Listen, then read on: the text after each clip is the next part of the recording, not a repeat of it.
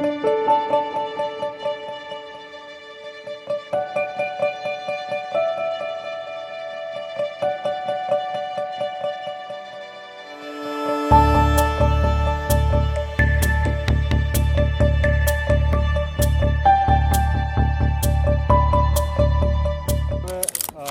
këtu nga sheshi Tetovës, në ditën e zjarfikësve, kemi bërë një prezantim të kësaj njësie dhe gjitha, të kisha thënë, shërbimet që i ofron, gjitha njësit që janë në kuadër të kompanisë apo të komandës së zjarfikësve në komunën e Tetovës, që mbulon edhe disa komuna tjera përreth, ku zjarfikësit prezantuan aftësitë e tyre, kapacitetet e tyre për të mbrojtur jetën dhe pronat e qytetarëve.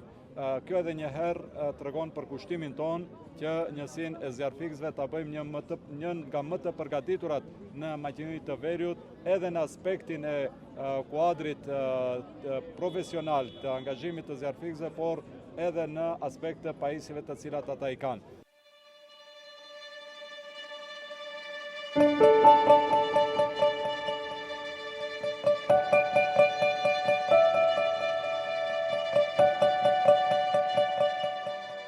Ne si zjarfikës mbulojmë një territor shumë të hapur, komplet qytetit e Tetovës dhe 5 komunat rurale.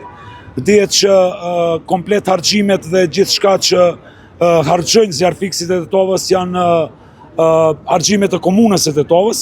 Komunat rurale ju bëj thirrje edhe njëherë që të kontribuojnë në këtë drejtim për arsye se janë pajisje të shtrenjta dhe gjithçka për mbrojtjen e qytetarëve dhe të mirat e atyre.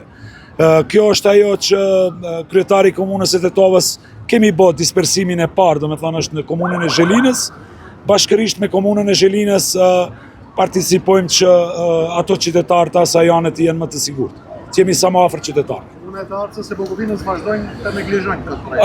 Domethënë, ky projekt kërkon një qasje shumë më të madhe që bashkërisht këto kryetarë të komunave rurale që të bashkohemi, që të bëjmë një hap më të tjetë që të jemi sa më afër qytetarëve. Që bëhen pjesët e betonit, murnave, mbulon pjesët e shtremta, kur je rrezik për jetë, këto i vendojmë ne e ne mba. Mos bjerë poshtë. Me këto i throjmë stekat, këto e stekat llototia, bajnë nivellizimin e vendit, për të përtau, për të i përtau. Se je rrezik për jetë. E këto jo siguria e tërmetit.